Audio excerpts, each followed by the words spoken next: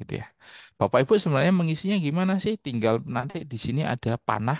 Bapak Ibu tinggal klik isi dan sesuaikan dengan apa yang sudah terjadi di organisasi Bapak Ibu. Ketika misalnya contoh, apakah ada peran pelaksana pengamanan informasi yang mencakup semua keperluan?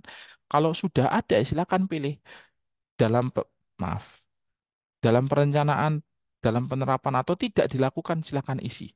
Namun, ketika sudah diterapkan secara menyeluruh, Bapak Ibu harus memberikan buktinya, evidennya apa? Nah, itu nanti akan disiapkan. Harus Bapak Ibu siapkan untuk menilai, untuk dibantu penilaiannya oleh sistem atau auditor yang nantinya. Gitu ya. Karena Bapak Ibu nanti ini kan tujuannya indeks kami untuk mempersiapkan Bapak Ibu masuk ke ISO sehingga dibutuhkan eviden-eviden atau bukti-bukti. Sehingga bukti-bukti tadi yang Bapak Ibu harus kumpulkan dan untuk ditunjukkan ke auditor ISO-nya nantinya. Ya. Jadi Bapak Ibu ini pilihan jawabannya ada tidak dilakukan. Jadi maksud tidak dilakukan berarti Bapak Ibu tidak memiliki dokumen kebijakan atau prosedur apapun. Nah, ini. Kalau dalam perencanaan 1 sampai 3 ini asumsinya adalah sudah menjadi rencana resmi instansi dan akan dilaksanakan melalui kegiatan internal atau proyek. Dan kebijakan atau prosedur pengamanan dalam versi konsep atau belum resmi, belum ditandatangani atau belum disahkan. Sedangkan untuk nilai 2 sampai 6 ini ya, ini tergantung SE-nya dalam penerapan atau maaf, kok berubah-ubah ya? Dalam penerapan atau diterapkan sebagian. Jadi ini asumsinya adalah proyek atau kegiatan sedang berjalan atau diterapkan secara bertahap. Nah, nanti dilihat, nanti auditor akan melihat seperti apa sih dokumennya, seperti apa sih sudah berjalannya ya. Berikutnya ada kebijakan atau prosedur sudah dirilis secara resmi sehingga sudah ada tanda tangannya. Tapi masih, oh maaf, tipe ya, masih tahap implementasi. Ya, sedangkan ketika sudah Bapak Ibu menyatakan sudah diterapkan secara menyeluruh, berarti artinya adalah organisasi Bapak Ibu sudah berjalan di seluruh area sesuai dengan ruang lingkup yang didefinisikan ya. Ini yang tadi saya katakan ada kategori sistem elektronik, nomor satu itu adalah kategori rendah, dua tinggi, tiga strategis. Nah, ini status pengamanannya tidak dilakukan, kategori pengamanannya berapa? Ini nanti angkanya di sini. Dalam perencanaan bisa angkanya 1 sampai 3 ya. Dalam penerapan dalam bagian 4 sampai 6, 2 sampai 6, maaf, diterapkan secara menyeluruh 3 sampai 9. Itu ya Bapak Ibu ya. Oke.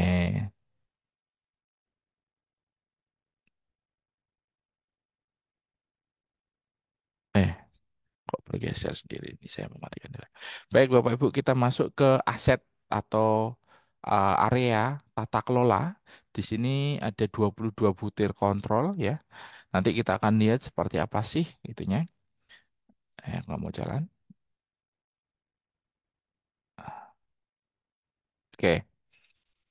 Jadi eh, aset atau area tata kelola ini tujuannya adalah mengevaluasi kesiapan bentuk tata kelola keamanan informasi beserta instansi atau fungsi, tugas dan tanggung jawab pengelolaan keamanan informasi.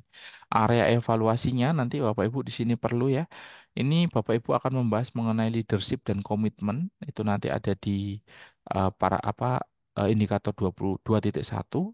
Ada tugas dan tanggung jawab, ada kaitannya dengan personil, ada integrasi persyaratan keamanan informasi, ada bagaimana pengelolaan data pribadi, ada pengelolaan kinerja. Ya, jadi area-areanya dan area-area indikator kode indikatornya ada di sini semua. Oke. Lah, ini yang diperlukan dalam area tata kelola. Jadi Bapak Ibu ya apa saja sih yang diperlukan? Bapak Ibu perlu membuat sebuah kebijakan SMKI yang di dalamnya berisikan komitmen pimpinan. Ya, komitmen pimpinan terkait SMKI. Yang berikutnya adalah yang jelas adalah ruang lingkup SMKI-nya apa, sasarannya apa, tim SMKI-nya siapa, dan sebutkan juga, deskripsikan juga tugas dan tanggung jawab tim SMKI-nya. Lalu ada juga mekanisme koordinasi dengan pihak yang terlibat itu bagaimana? Jelaskan. Karena ini sebuah keamanan, mekanisme koordinasi itu juga harus diatur. Jangan sampai mekanisme yang harusnya aman, tetapi karena mekanismenya tidak diatur, sehingga mekanisme ini menjadi rentan, sehingga bisa eh, apa namanya, informasinya bisa tersebar duluan, tersebar bocor gitu ya. Yang berikutnya adalah bagaimana pengukuran kinerja SMKI-nya. Bagaimana ngukur? Bapak Ibu punya kebijakan, Bapak Ibu harus bisa ngukur kinerjanya seperti apa, harapannya seperti apa. Lalu ada mekanisme kebijakan pelaporan dan evaluasinya. Bagaimana melakukan pelaporannya, bagaimana melakukan evaluasinya. Lalu berikutnya Bapak Ibu juga harus meningkatkan kompetensi atau keahlian. Dengan apa? Menetapkan standar kompetensi atau keahlian pengelola keamanan informasi. Ini berkaitan dengan tim SMKI. Siapa-siapa saja sih yang akan dilibatkan? Kompetensinya apa? Lalu Bapak Ibu juga harus punya nih program peningkatan kompetensi atau keahlian. Bukan hanya kompetensinya yang sudah dibuat, tetapi Bapak Ibu juga harus punya program untuk meningkatkan kompetensinya. Jangan sampai kompetensinya stagnan, diam saja tanpa ada perubahan. Lalu Bapak Ibu juga harus selalu rutin melakukan program sosialisasi atau literasi security awareness. Untuk apa? Untuk mengingatkan, untuk remind lagi, membangkitkan lagi pemahaman mengenai keamanan, awareness terkait keamanan. Kalau tidak, Bapak Ibu, keamanan itu orangnya lupa. Kalau tidak diingatkan lagi nanti semakin tidak berjalan. Ah, budayanya semakin luntur, ah, lupa. Nah, yang berikutnya ada gap analisis kompetensi pengelola keamanan informasi. Bapak Ibu harus selalu rutin mengatur gap ini. Jangan sampai gapnya menjadi lebih panjang, lebih jauh, sehingga tidak bisa dikejar. Ya. Lalu ada lagi Bapak Ibu juga harus punya pengaturan data pribadi. Bagaimana sih mengidentifikasi data pribadi? Bagaimana sih mekanisme, maaf itu typo ya, mekanisme pengamanan data pribadi. Lalu Bapak Ibu juga harus punya penanganan insiden. Terkait dengan kebijakan penanganan insidennya seperti apa? Apa-apa saja sih yang harus dikontrol? Siapa yang mengontrol? Gimana penanganannya? Itu semua harus dicatat. Bapak Ibu, ketika Bapak Ibu sudah memiliki SMKI atau sudah menjalankan ISO, insiden itu tidak boleh disembunyikan. Insiden itu harus ditunjukkan. Apapun yang terjadi, Bapak Ibu harus akui. Karena semakin Bapak tutup-tutupi, semakin insiden itu akan semakin besar dan semakin tidak bisa dikelola. Lebih baik insiden itu disampaikan sehingga banyak orang yang bisa memberikan penilaian, bantuan, atau antisipasi. Eskalasinya seperti apa, tindak lanjutnya seperti apa. Sehingga insiden ini terkontrol, tidak menjadi liar gitu ya. Baik, selanjut di resiko. Ini di sini ada 16 butir kontrol ya. Nah, ini seperti manajemen resiko yang ada SPBE berdasarkan Permen Pan RB nomor 5 itu tujuannya adalah penerapan pengelolaan resiko keamanan informasi sebagai dasar penerapan strategi keamanan. Di sini nanti ada program kerja, penanggung jawab, kerangka kerja, penilaian resiko, penanggulangan resiko, dan perbaikan berkelanjutan. Ini indikatornya ya. Ya, yang diperlukan Bapak Ibu sama seperti manajemen resiko di SWBE. Bapak Ibu perlu melakukan metode penilaian resikonya seperti apa, kriteria resikonya seperti apa, proses penilaian resikonya seperti apa, penanggung jawab resikonya seperti apa, mekanisme eskalasi resiko seperti apa, mekanisme review resiko seperti apa. Ini Bapak Ibu harus punya dan dimasukkan dalam sebuah kebijakan. Ada juga Bapak Ibu harus memiliki daftar register, risk register atau daftar resiko. Bapak Ibu harus melakukan identifikasi seluruh aset yang berhubungan dengan perangkat TI yang masuk dalam area scope Bapak Ibu. Lalu Bapak Ibu harus memiliki existing control Bapak Ibu itu apa sih terkait resiko-resiko yang ada. Lalu Bapak Ibu juga harus jujur ke organisasi, ke siapapun terkait resiko yang ada saat ini itu apa. Ya. Lalu ada juga risk treatment plan-nya apa? Bagaimana Bapak Ibu mentreatment resiko? Bagaimana planning Bapak Ibu ketika muncul resiko? Apakah panik? Ya. Apakah teriak-teriak? Itu adalah bagian dari treatment. Ya. Ya. Apakah ada juga resiko residu, risk residu, atau resiko sisa dari resiko yang sebelumnya sudah ditangani pasti akan muncul resiko sisa atau residu. Bagaimana Bapak Ibu menangani resiko sisa tadi? Lalu bagaimana Bapak Ibu melakukan monitoring dan evaluasi risk treatment plan tadi? Nah, ini semua harus Bapak Ibu harus kumpulkan, buktikan, siapkan dokumennya. Karena nantinya Bapak Ibu ketika sudah dinyatakan baik, sudah mau masuk ke ISO dan dokumen-dokumen ini akan berhadapan pada ke auditor. Sehingga auditor tinggal baca nih. Oh, kalau misalnya Bapak Ibu belum punya ini ya berarti belum bisa dinyatakan Bapak Ibu lolos ISO 2701. Berarti SMK apa indeks kami Bapak Ibu sebenarnya belum nilainya belum baik, wong Bapak Ibu belum menjalankan kontrol-kontrol yang ada, gitu ya. Baik, saya geser ke kerangka kerja. Eh, ya, ada 32 butir kontrol Bapak Ibu. Nah, di sini adalah mengevaluasi kelengkapan kesiapan kerangka kerja, bisa jadi kebijakan prosedur, pengamanan keamanan informasi, dan strategi penerapannya. Nanti area evaluasinya terkait dengan kebijakan prosedur, pengembangan sistem, business continuity, dan disaster recovery plan, terus strategi penerapan Kominfo, keamanan informasi, ada audit internalnya seperti apa, ini semua areanya. Yang dibutuhkan Bapak Ibu, yang pertama adalah tetap kebijakan SMKI. Bapak Ibu harus punya kebijakan yang terdokumentasi, yang disahkan, yang dipublikasikan dan disosialisasikan. Ya, jadi ini adalah sebuah kebijakan itu lengkap, ada bentuknya, ada disahkan, didokumentasikan, dipublikasikan. Jangan sampai kebijakan hanya disimpan, harus dipublikasikan dan disosialisasikan. Semua itu harus ada dokumennya dan ada buktinya. Ya, semua harus wajib dilakukan. Dan ada peraturan sanksi dan pengecualian di dalam kebijakan tersebut. Mungkin ada sesuatu yang dikecualikan atau yang di-accept kecualinya apa dalam sebuah SMKI. Atau Bapak Ibu juga harus bikinkan sanksinya apa ketika ada sebuah pelanggaran. Ya, berikutnya ada prosedur turunan dari kebijakan yang sudah dibuat. Jadi ada prosedur pengendalian dokumen, bagaimana mengendalikan dokumen, siapa yang berhak untuk mengeluarkan dokumen tambahan, siapa yang boleh melakukan copy, ini semua diatur. Prosedur pelaporan dan penanganan insiden ya, sekali lagi ini juga harus dibuat. Prosedur security patch, kalau Bapak Ibu melakukan update sistem atau macam-macam ini juga harus dibuat. Prosedur pengembangan yang aman, ini juga harus dibuat. Ini nanti juga masuk di area teknologi. Ini ada BCP dan DRP.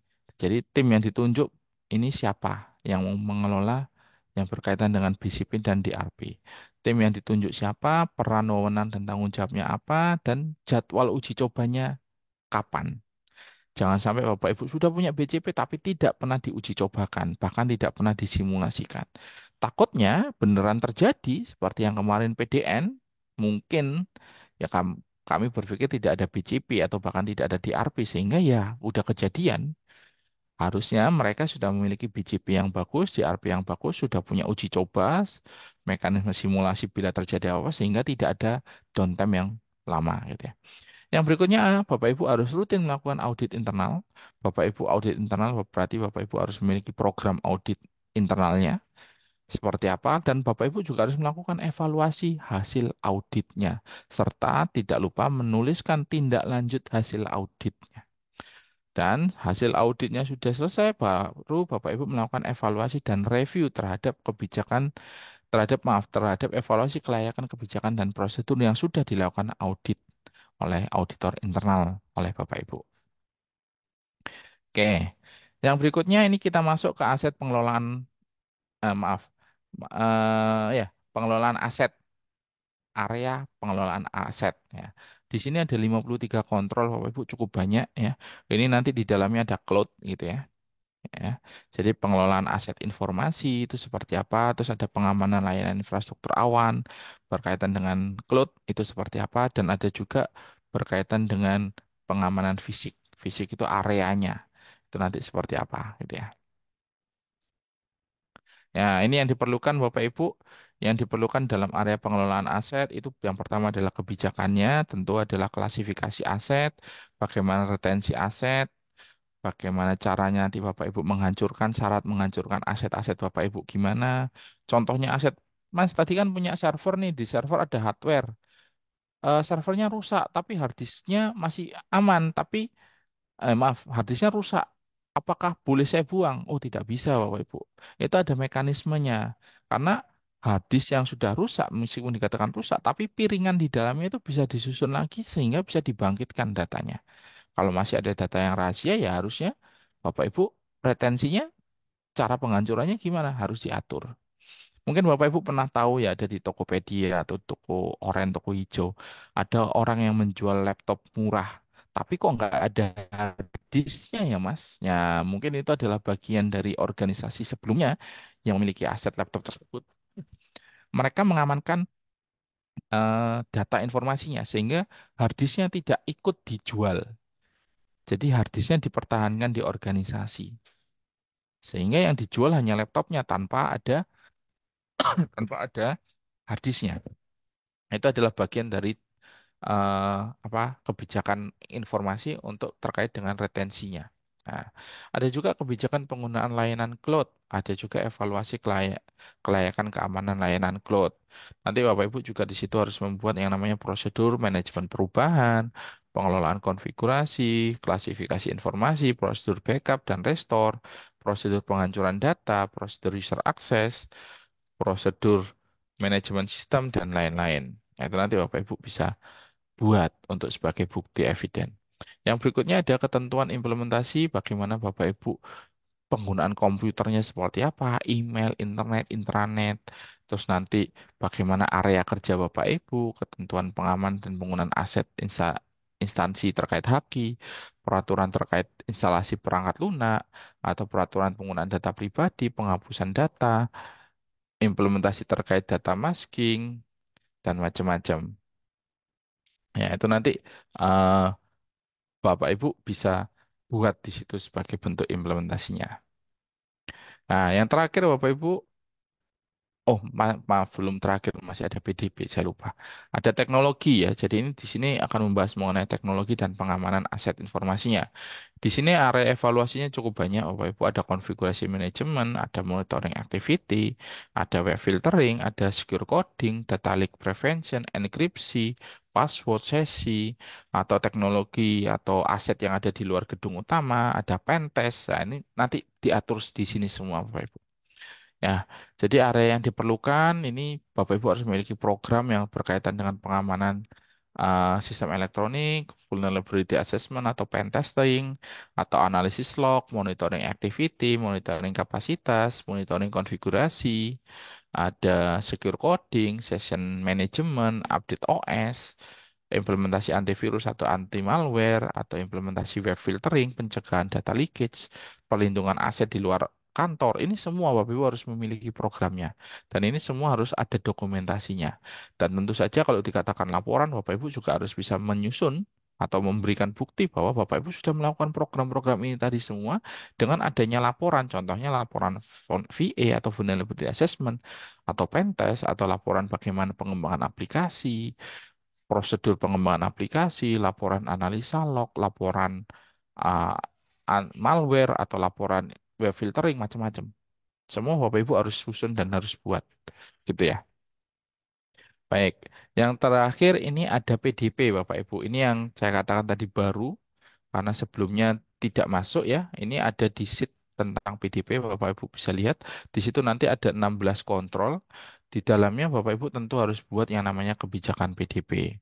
Di sini Bapak Ibu harus mengidentifikasi jenis dan bentuk data pribadi itu seperti apa yang Bapak Ibu kelola, bagaimana mekanisme pemrosesan data di internet dan pertukaran data dengan pihak eksternal itu seperti apa, prosedur penyimpanan, pengelolaan, dan pertukaran data pribadi itu seperti apa, tim-tim yang bertanggung jawab dalam pemrosesan data pribadi itu siapa dan seperti apa, itu harus Bapak Ibu tuangkan dalam sebuah kebijakan. Ya, kebijakannya PDP. Nah, nanti bisa jadi Bapak Ibu juga implementasi berdasarkan ISO 2777001 yang berkaitan dengan ISO PDP per data privacy ya. Nah, di situ. Selain itu Bapak Ibu sudah ada kebijakan, berarti Bapak Ibu juga harus bikin prosedurnya terkait dengan kebijakan tadi. Ya, ini contoh-contohnya saja Bapak Ibu. Insiden terkait data pribadi itu seperti apa, bagaimana retensi data pribadi dan pemusnahannya seperti apa, bagaimana prosedur pertukaran ini macam-macam itu Bapak Ibu harus buat gitu ya. Nah, Bapak Ibu ini terakhir yang dikatakan suplemen yang di versi 4.2 itu ada tentang pihak ketiga, ada PDP, ada cloud service ya. Tetapi yang di versi 5 ini tinggal satu Bapak Ibu. Hanya tinggal pengamanan keterlibatan pihak ketiga di area ini saja. Area pengamanan cloud service ini sudah masuk ke area aset ya. PDP ini sudah masuk ke aset sendiri sehingga tinggal yang namanya layanan pihak ketiga. Di sini Bapak Ibu harus melakukan kontrol terhadap manajemen risiko pengelolaan keamanan pihak ketiga.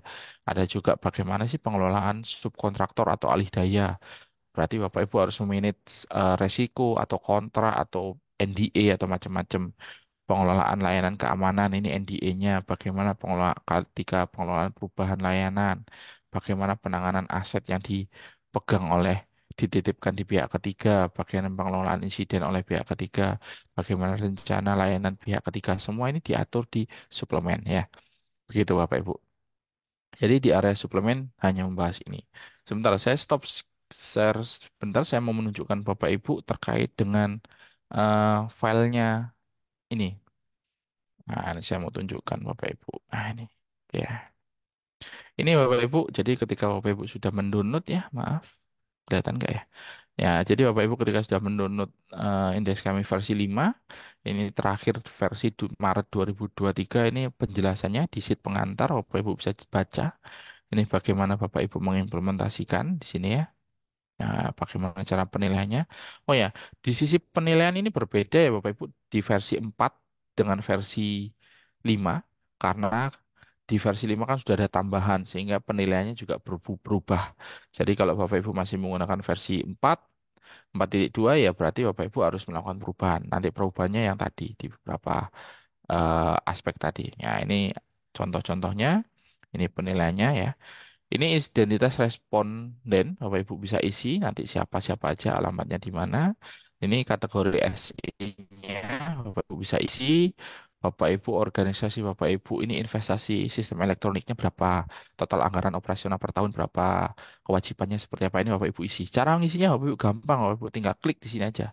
A, B, C. Misalnya Bapak Ibu menilai B ya tinggal klik aja B. B gitu. Nah, ini sudah berubah nanti skornya gitu ya. Cukup mudah. Nah, itu ya. Di sini seperti ini. Ah, ini ada 10 item kontrol. Nanti di tata kelola Bapak Ibu yang tadi saya sampaikan. Nah, ini sat, ada berapa tadi ya? Ada 22 kontrol ya ini kontrolnya. Apakah pimpinan kelihatan enggak? Maaf. Mbak Devi kelihatan nggak Mbak Devi? Kelihatan, Pak. Oke, ini ya semakin kelihatan ya. Jadi pertanyaannya seperti ini Bapak Ibu. Apakah pimpinan instansi perusahaan secara prinsip bla bla bla bla ini seperti apa? Termasuk penetapan kebijakan terkait seperti apa? Bapak Ibu ngisinya tinggal di sini, Bapak Ibu tinggal pilih. Tidak dilakukan dalam perencanaan, dalam penerapan atau ditetapkan sebagian, ditetapkan secara menyeluruh. Misalnya yang menyeluruh, oke. Ya sudah nomor ini nilainya 3. Atau dalam perencanaan, ya berarti nilainya 1. Gitu ya Bapak Ibu ya. Bapak Ibu bisa mengisi sendiri. Tapi Pak masih susah. Ya monggo, Bapak Ibu bisa hubungi Tati, bisa kami bantu bagaimana Bapak Ibu mengisi. Mungkin yang lebih susah lagi adalah bagaimana menyiapkan dokumen-dokumennya ya.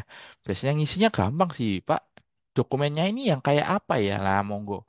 Kalau misalnya Bapak Ibu butuh bantuan tadi, silahkan hubungi. Nanti bisa dengan Mbak Devi atau Mbak-mbak yang lain ya, gitu ya. Nanti seperti ini Bapak Ibu. Jadi Bapak Ibu sebenarnya tinggal pilih saja di sini. Nah, misalnya pertanyaan seperti ini, apakah instansi menerapkan program peningkatan kompetensi keahlian untuk pejabat dan petugas pelaksana? Kalau sudah ya sudah, tetapi apakah hanya tinggal menjawab sudah secara menyeluruh? Tidak, Bapak Ibu harus memberikan bukti dukungnya. Oh, berarti Bapak Ibu punya daftar orang-orang yang sudah melakukan pelatihan. Oh, berarti Bapak Ibu punya daftar orang-orang yang punya sertifikasi A, B, C. Oh, punya daftar materinya yang disertifikasi apa, yang dilatihkan apa. Oh, siapa yang melatihkan itu berarti Bapak Ibu harus menyiapkan dokumen-dokumen itu gitu ya. Untuk apa ya? Ini untuk melengkapi dokumen indeks kami tadi. Nanti ketika Bapak Ibu masuk ke ISO, Bapak Ibu sudah siap tunjukkan buktinya ini loh. Gitu. Nanti bisa dibantu Tati untuk melakukan akomodir dokumen apa ya, penataan dokumen. Oh Pak, ini kalau di ISO masuk di klausul A. Oh ini masuk klausul B, klausul C, kontrol A, kontrol B. Nanti bisa gitu ya. Ini di area tata kelola Bapak Ibu. Di sit tata kelola ya.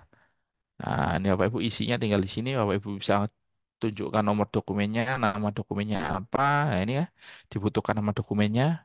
Jangan sampai salah, ada nomornya. Di sheet ketiga ini ada yang berkaitan dengan resiko, Bapak Ibu. Oh, maaf, kok hilang? Nah, ini. Oke, ini resiko.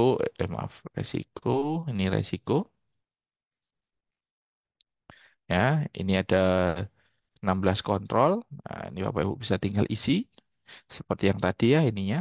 Terus ada ini sheet yang saya ketambahan tadi. Ini area kerangka kerja. Ya, ini area kerangka kerja. Di sini ada area penyusunan pengelolaan kebijakan dan prosedur keamanan informasi. Saya izin besarkan dikit. Nah, ini ada dua area, ada sub area dan area pengelolaan strategi program dan keamanan informasi di sini. Nah, Bapak Ibu, Pak Mas, tadi katanya ada kontrol baru di mana nih? Di sini Bapak Ibu sudah ditambahkan oleh BSSN. Oh, area yang kuning ini area Trade Intelligence. Berarti Bapak Ibu, apakah instansi perusahaan memiliki fungsi atau bagian yang spesifik mempunyai tugas bertanggung jawab mengembangkan ancaman keamanan informasi dan pengelolaannya? Atau trade intelligence ya maksudnya di sini. Atau ada juga ini apakah kebijakan dan prosedur terkait pengembangan ancaman keamanan informasi pengelolaan sudah disusun ditulis dengan jelas lah di sini gitu ya. Nah, Bapak Ibu tinggal isikan saja. Nah, ini ya, tuh Bapak Ibu.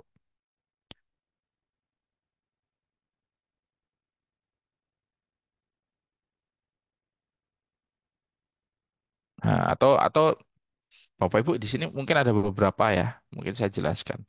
Di sini ada area yang Bapak Ibu bisa isi tidak relevan. Tidak relevan ini maksudnya apa? Maksudnya adalah di organisasi Bapak Ibu tidak ada nih hubungannya dengan eh, kontrol ini. Contohnya, ini contohnya adalah pengembangan secure SDLC atau pembuatan pengembangan sistem. Misal Bapak Ibu di Dinas Arsip dan keamanan informasinya tidak ada hubungannya dengan pengembangan aplikasi atau Mas di Dinas Arsip itu nggak ada aplikasinya, nggak ada sistem elektroniknya. Yang saya mau SMKI kan, saya mau ISO kan itu hanya ruangan tertentu saja. Nah, kalau dikatakan ruangan tertentu saja ya berarti ini Bapak Ibu bisa isi tidak relevan. Nah, seperti ini boleh. Gitu ya. Nah, ini ada beberapa area yang ada isinya tidak relevan. Nah, ini ada juga ya. Sepertinya sudah ditandai oleh teman-teman BSSN. Baik, jadi di sini Bapak Ibu ya ada catatannya, ada trade intelligence, ada ICT readiness for business continuity. Nah, ini di sini sudah ditandai.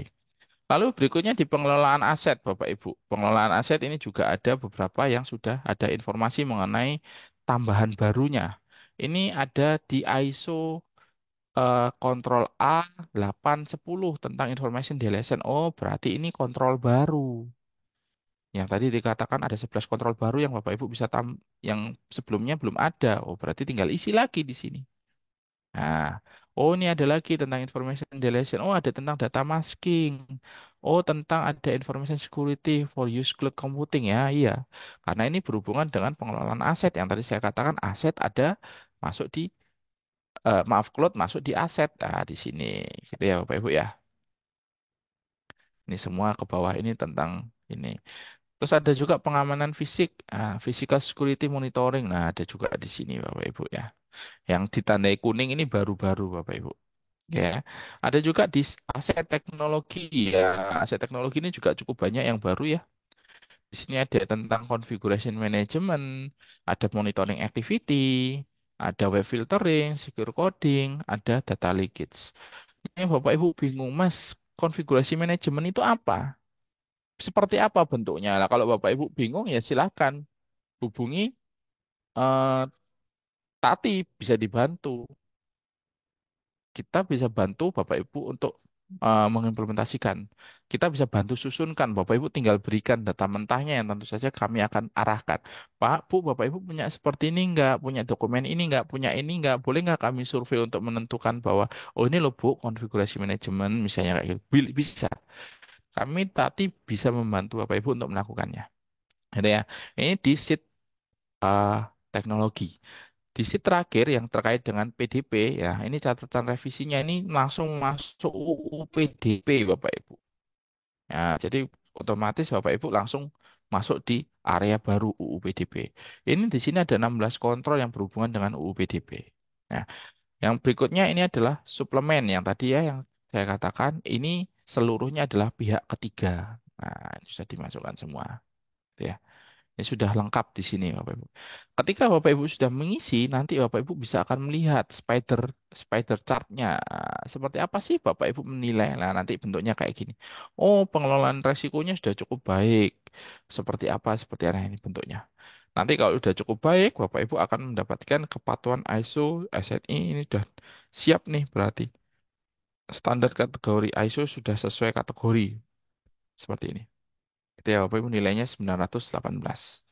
Berarti Bapak Ibu sudah siap untuk mengimplementasikan atau masukkan ke SIPD untuk implementasi ISO di 2701 di versi 2022 di tahun anggaran berikutnya. Mungkin jangan lupa hubungi Tati untuk membantu Bapak Ibu untuk pendampingan.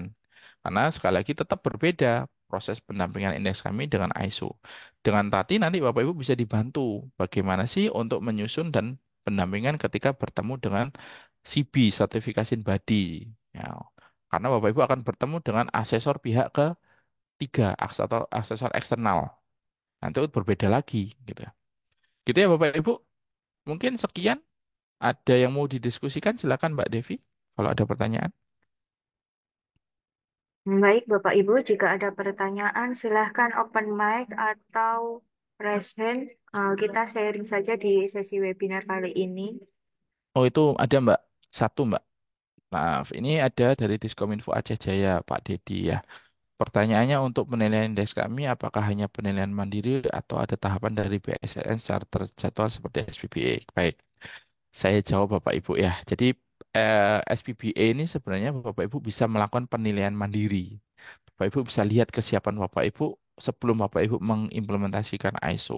Tetapi di BSSN juga memberikan layanan Bapak Ibu bila ingin menjadi legal atau Bapak Ibu menjadi diakui, Bapak Ibu boleh minta BSSN untuk melakukan pengecekan. Tetapi ini standarnya masih standar indeks kami ya, belum ISO ya. Kalau ISO, misalnya nanti jadi hasil yang dikeluarkan oleh BSSN, ya Bapak Ibu, oh sudah dinyatakan layak untuk ISO. Nah, berikutnya BSSN sudah tidak bisa lagi karena sudah layak masuk ke ranah ISO. Berarti Bapak Ibu harus menghubungi CB, Certification Body, atau bisa jadi menghubungi Tati agar dibantu untuk melakukan konsultasi ke CB untuk Bapak Ibu mendapatkan sertifikasi ISO. Seperti itu. Jadi BSSN memang memberikan layanan. Kalau nggak salah di tahun ini BSSN memang ada beberapa pilot organisasi yang memang ada penilaian terkait dengan indeks kami. Ada beberapa parameter penilaian yang lain. Seperti itu, Pak. Pak Dedi, semoga menjawab, Pak. Mungkin kalau belum ini, eh, silakan ditambahkan, Pak Dedi. Monggo, silakan Bapak Ibu yang lain mungkin bisa raise hand atau eh, seperti apa, silakan.